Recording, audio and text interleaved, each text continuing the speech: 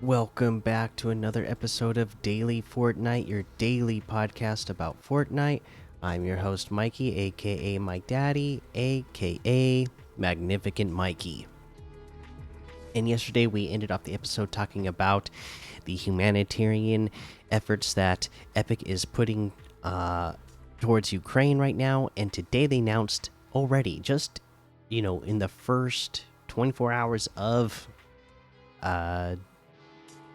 doing the fundraising campaign they're doing with donating all their proceeds right now to the humanitarian relief. They've raised $36 million already. So great on them to be donating that money, and great to see that Fortnite is still doing so well.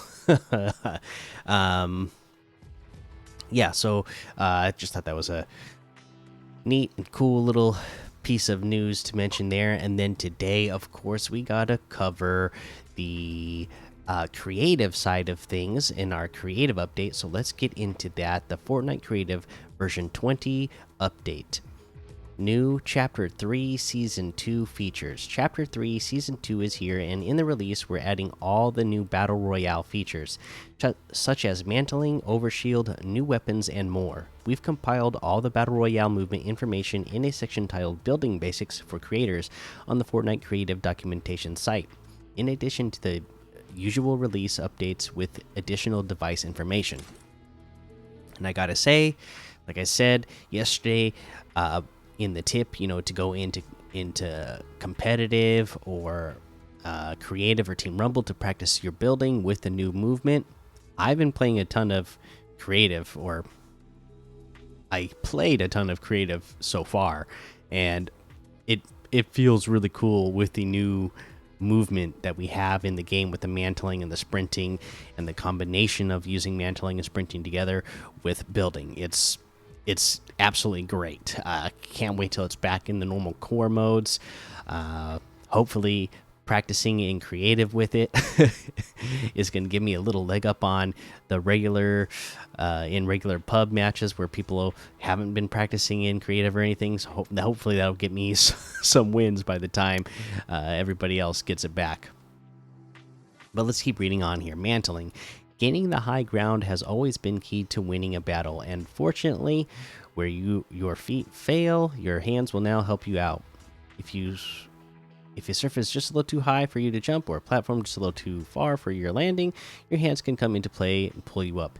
I feel like this is the same exact wording that was in the Battle Royale update, so I don't think we're going to read all of these. We got the sprinting and overshield, the shoulder bashing has been added in. They say here, important note, existing islands will default all these new features to off to avoid disrupting current gameplay.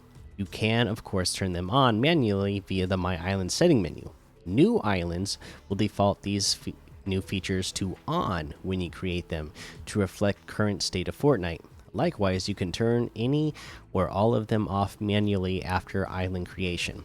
And like I said, I've been playing more creative in the last 24 hours or however long ago it was released, and I've made some new islands, and it feels great that these features are automatically turned on, because yeah, there were some things in the past when they would get new features that weren't on, and you'd have to go through the settings and find them. And because I'm not playing creative all the time or building things or making islands and creative all the time, it would take me a while to search through the menus to find the things I want to turn on. So it's great that these are already like turned on for you, and it feels like the regular mode as soon as you make a new island.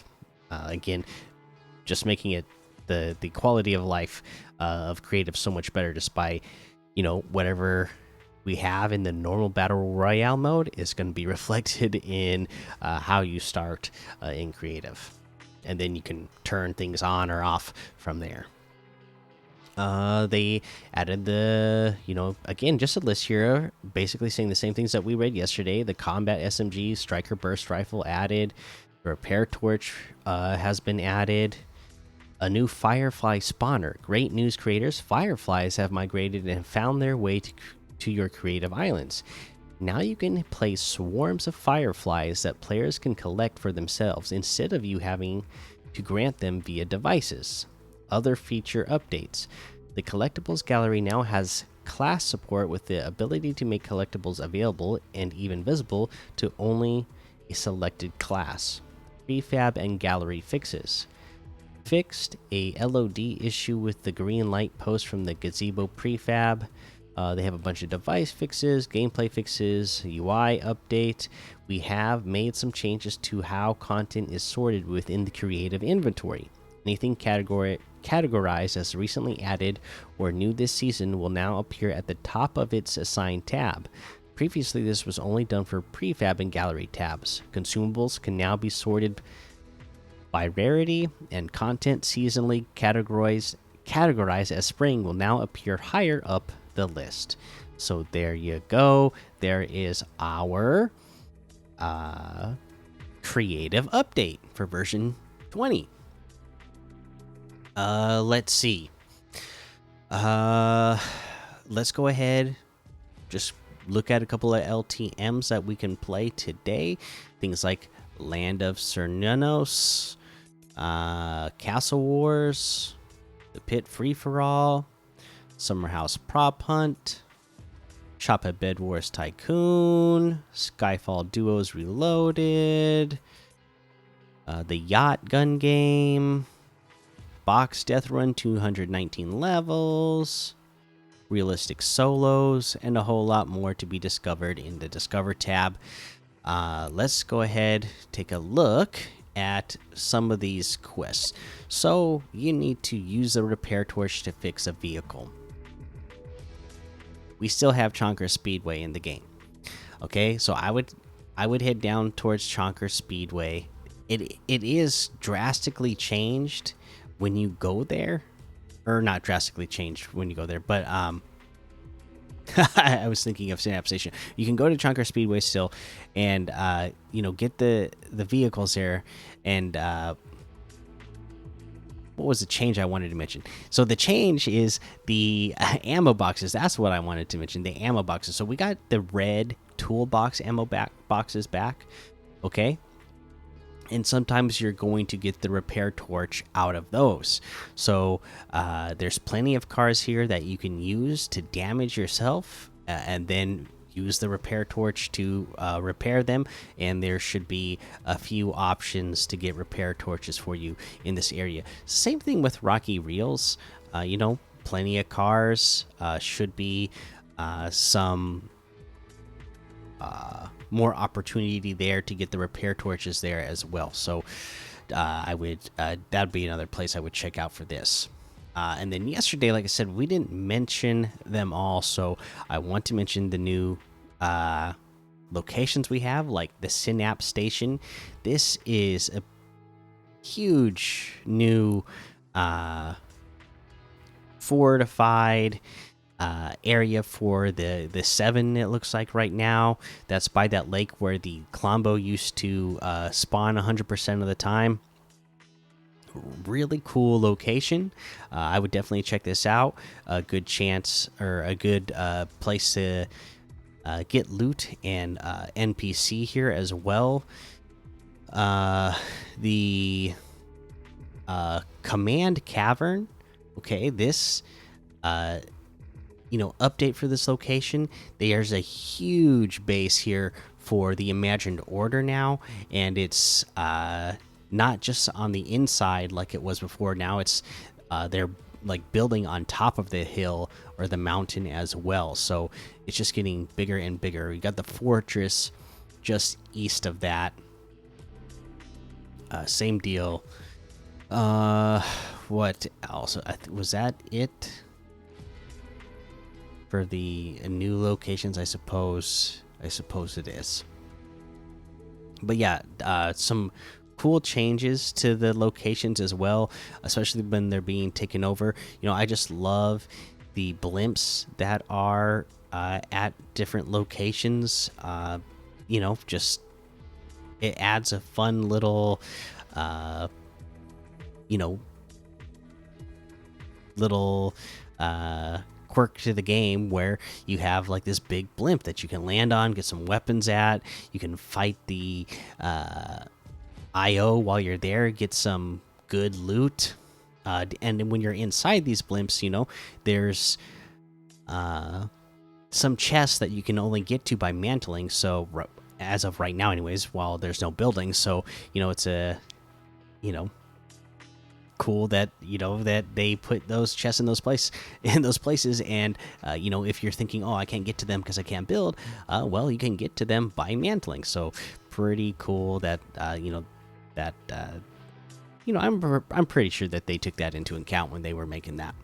But yeah, there's the map. Let's go ahead now and head on over to the item shop and see what we have in the item shop today. Okay.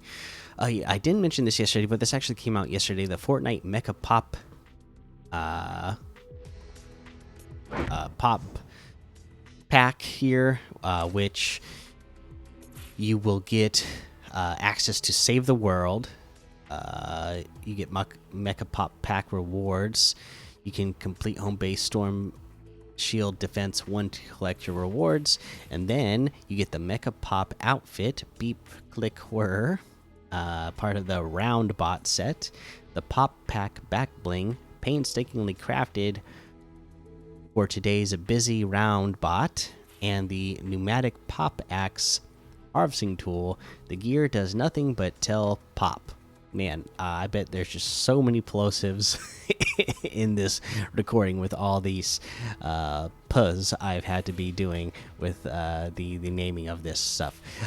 Anyways, this is all $15.99 USD. Again, when you look at this in the item shop, if you're in a different region, it'll tell you how much it cost in your money. Let's see here. We also have the whiteout outfit. Oh my goodness, what? The whiteout outfit, one of my favorites. The ignition back bling with it for 1,500. The bracer outfit for 800. The dance monkey emote for 300. The phone it in emote for 800. The glitter emote for 500. The ground pound emote for 200. We get the dream outfit with the shattered wing back bling for 1,200. The luminous outfit with the lunar light back bling for 1,500. The astral axe harvesting tool for 1,200. The shard break wrap for 500. The arcana glider for 1,200. We have the street shadows bundle, which has ruby shadows outfit, blackout bag back bling, the shadow slicer harvesting tool, and the sky shadow glider for 2,200. We have the fish stick bundle, which has the fish stick outfit, of course, the saltwater satchel back bling, the coral cruiser glider, bootstraps harvesting tool, slippery wrap, fish face wrap, and fishy wrap. This is all in a bundle. Looks like the total is for me 1,400 V-bucks off. I'm only going to have to spend 800 V-bucks because I already own the fish stick and saltwater satchel back bling.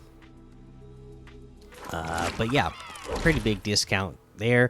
If you want to get them separately, the fish stick outfit with the saltwater satchel back bling is 1,200. The coral cruiser glider is 800. The bootstraps harvesting tool is 500. The slippery wrap is 300. The fish face wrap is 300. The fishy wrap is 300. And then of course, it's the beginning of the season, so they're definitely going to keep it advertised as a main thing there. 50% off. 25 levels for the battle pass, 1,850 V-bucks if you want to get a 25 levels. Yeah, but that looks like everything today. You can get any and all of these items using code Mikey, MMMIKIE, in the item shop, and some of the proceeds will go to help support the show. All right, we mentioned it actually during this podcast. The sprinting and mantling combined is just a great combination. When you sprint, when you do the extra fast sprint and then jump, you can jump a lot farther. You jump like twice as far. A normal jump, you can only jump like one tile. When you're doing the sprint, you jump about 2 tiles, maybe a little bit more than 2 tiles. So it's a huge difference. So if you are trying to get across somewhere and then you need to sprint and jump, you can go pretty far and land on your feet. And then if you even not quite gonna make it again, if it's just a little bit over 2 tiles where you're trying to get to next, you can use mantling and you're gonna get right on up there and you're gonna be just fine. So I would definitely be practicing using these together. I would also be practicing this, sprinting and then going into a slide, because it gives you a boost when you slide. So if you just are like, running down a mountain and start sliding, you're gonna go pretty fast. But if you start doing the super sprint and then start sliding, you're gonna go even faster sliding down the mountain. And then again, this is also another way that you can jump even farther. I mean, at that point, you're doing the sprint and jumping, you're going like 2.5 tiles is about where I clocked it when you sprint, slide. If you're going downhill, that is, sprint, slide, and then jump. And these are things that you can use in situations when you're going to be building. Again, when building comes back in pubs, but even right now, if you go into creative or in Team Rumble or in competitive, you can be using that sprinting and jumping and mantling all together by using it to avoid fall damage. Okay, because if you jump and you get close enough to the edge of a wall, you can hit mantling and you won't take any fall damage. So that's a pretty big deal. And I mean, just in general, you might want to be doing that all the time. If you find yourself somebody's knocking down your build, or you just happen to accidentally fall off, just start hitting your button that you would use for mantling. Just start spamming it, and hopefully you will be close enough to a wall at some point that you will be able to grab the wall and mantle up and then take no fall damage. Because this, I haven't tested it out. Maybe that would be something that I can test out. What's, does it work from any height? Can we like do like a max build and then try to jump down and mantle onto something way down below? Maybe that's something we'll try out, and I'll upload a video of it later. But as of right now, I know, like, at least even if I'm going down like 4 or 5 floors, I can mantle on something that far down, and then I'm not taking any fall damage. So use that to your advantage. That is going to be the episode for today. Make sure you go join the daily Fortnite Discord and hang out with us. Follow me over on Twitch, Twitter, and YouTube. Head over to Apple Podcasts, leave a 5-star rating and a written review for a shout out on the show. Make sure you subscribe so you don't miss an episode. Until next time, have fun, be safe, and don't get lost in the storm.